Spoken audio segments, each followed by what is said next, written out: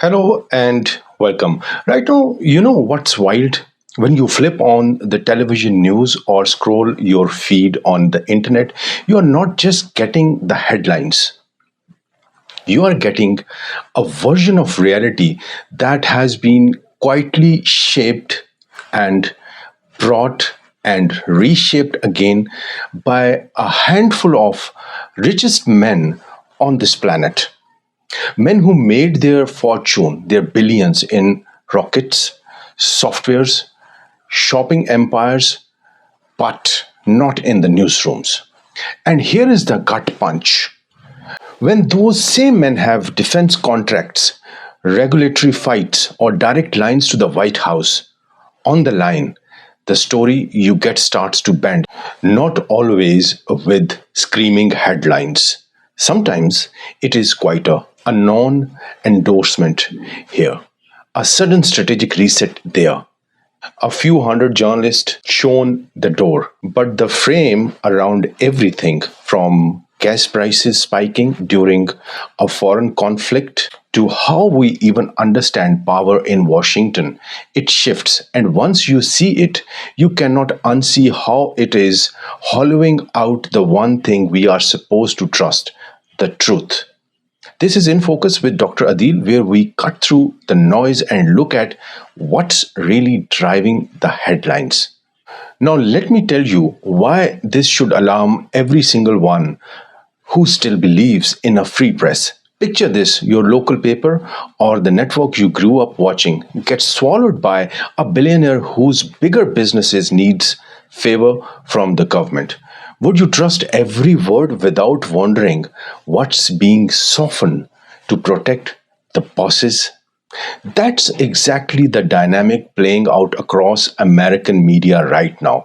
The landscape is more concentrated than it has been over a century.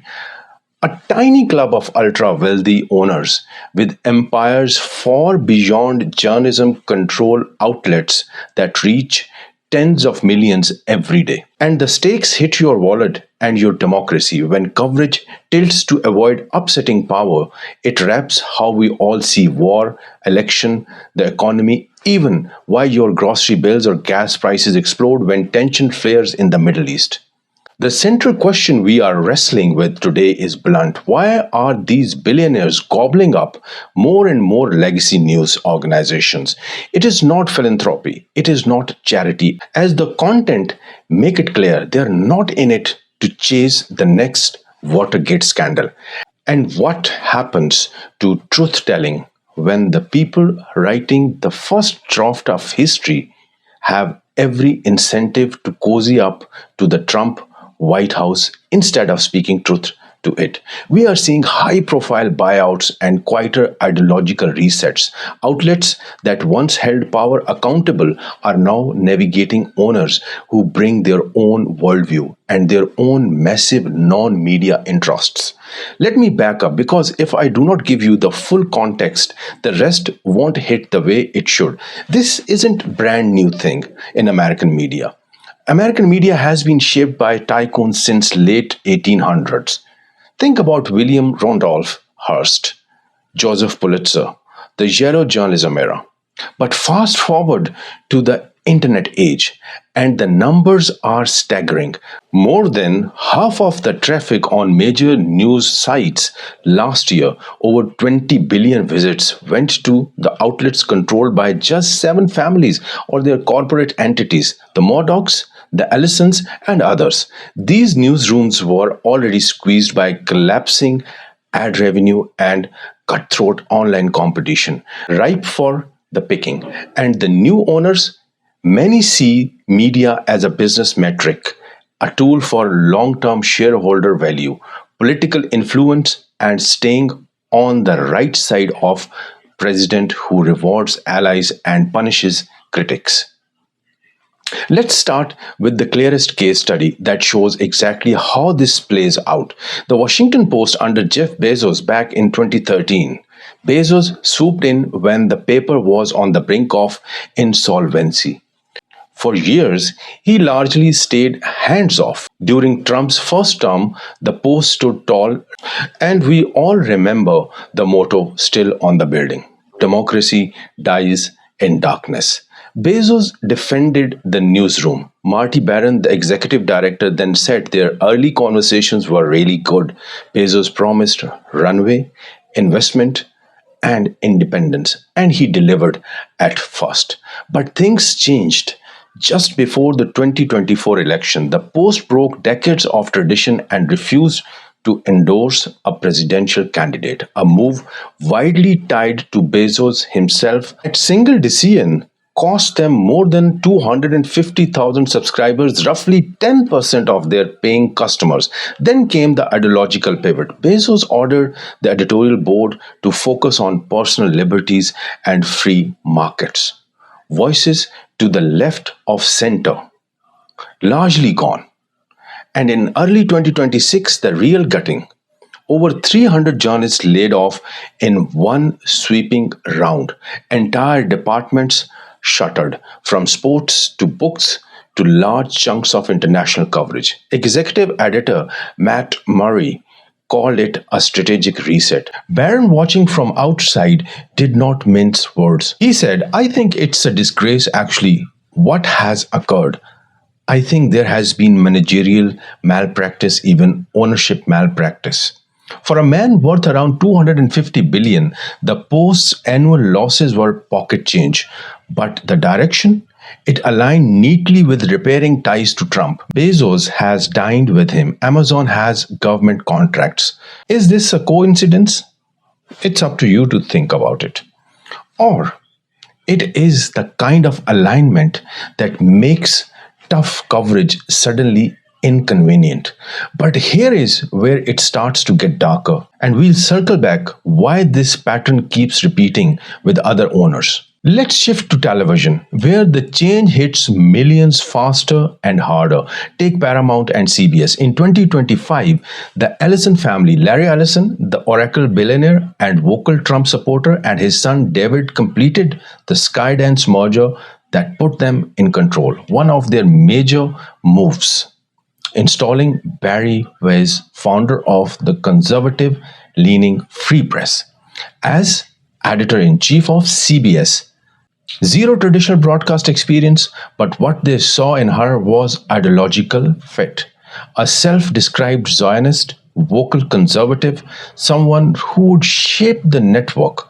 Weiss quickly went to work. She overhauled the newsroom in her image. New commentators, almost all conservative, pro-Israel, pro-escalation on issues like the US-Israel actions involving Iran. She installed Tony DiCoppo as anchor of the CBS Evening News with a mandate to get out and meet real Americans because, in her view, CBS had been infected with liberal bias.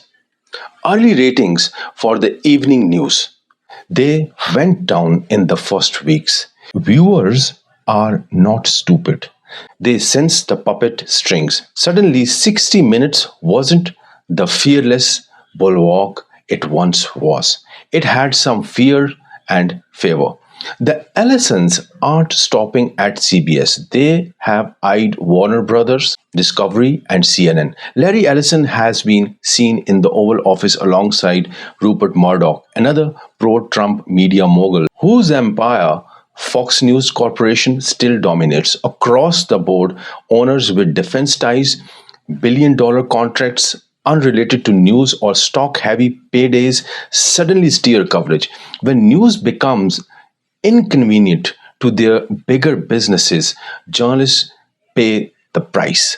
Editorial independence erodes, and the public gets frame that protects power more than it challenges it. Add Trump's second term playbook. Extraordinary access for friendly voices, phone calls, Oval Office openings, a new media seat in the briefing room rotation for conservative podcasters and hosts who ask softer questions. But for legacy outlets, lawsuits, including massive defamation suits against the New York Times and its journalists, FCC chair Brendan Carr warning broadcasters about hoaxes and distortions, especially on Iran coverage and hinting at license reviews. Trump himself suggesting some journalists should face treason charges if coverage isn't patriotic. It's a two sided relationship, open doors for allies, legal and regulatory hammers for critics. This is where the whole picture snaps into focus in a way most cable analysis completely misses. Here is the paradigm shift that should make every one of us sit up straight. This isn't just old fashioned bias anymore.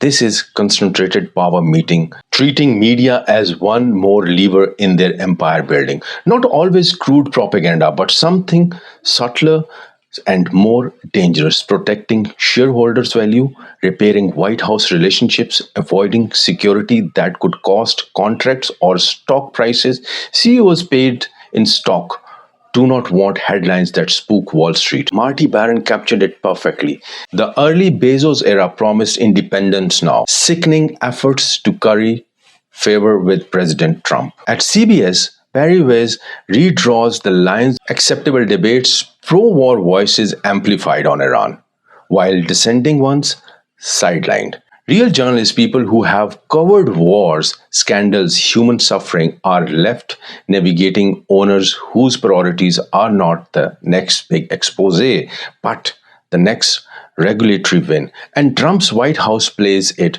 masterfully. As Guardian correspondent Hugo Lowell described it, excess is greater than under Biden or Obama. Phone interviews, pool interactions, but the hostility is real, sidelining legacy media, favoring sympathetic new media. Conservative radio host John Fredericks, part of the mega media movement, sees it differently. Long overdue accountability against gotcha questions from left wing hacks. He's honest about his support. Both perspectives can be true at once. Excess up for some, pressure up for others. The byproduct, a frame that serves the powerful. This concentration hollows out trust. When most traffic flows through few hands, real scrutiny narrows. In crises like Iran, whose voices dominate? Whose get muted? Ordinary Americans in Ohio worried about inflation, in Europe watching energy prices spike, get news filtered through owners invested in the system, not in democracy. It is not just bad for journalism, it is bad for all of us. So, does this mean every billionaire owned outlet is captured and worthless? No, that would be too easy and it's not right. Some independence survives, some owners still keep distance, but the trend is unmistakable and corrosive. When media ownership merged too closely with state friendly businesses' empire, the incentive to cozy up grows and the courage to challenge power erodes. Trump's two sided dance with fourth state, lavish excess for allies, lawsuits and license threats for critics only, supercharges it. The honest answer to our central question is these acquisitions are about influence, political clout, and long term value for the owners far more than fearless journalism or public service. We all lose when the fourth state becomes just another asset class. What can you do? Read from multiple sources. Support the remaining independent voices where you find them. Stay relentlessly skeptical of any single frame left, right, or billionaire crusted.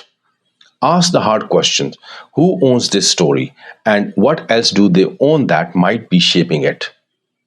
The single biggest takeaway: when a handful of the ultra rich control the megaphone, democracy's conversation get quieter, narrower, and more self serving, even when it feels louder than ever. If this made you look at the headlines with fresh eyes today, hit subscribe right now because we are going deeper into the questions that actually matter in the episodes ahead, the ones too many other won't touch. What's coming next? Let's just say we'll keep pulling back the curtain on who really frames what you see and why it matters to every one of us. Thank you very much for watching. This is Dr. Adeel, and you are watching In Focus with Dr. Adeel. Stay curious and stay informed. Thank you very much.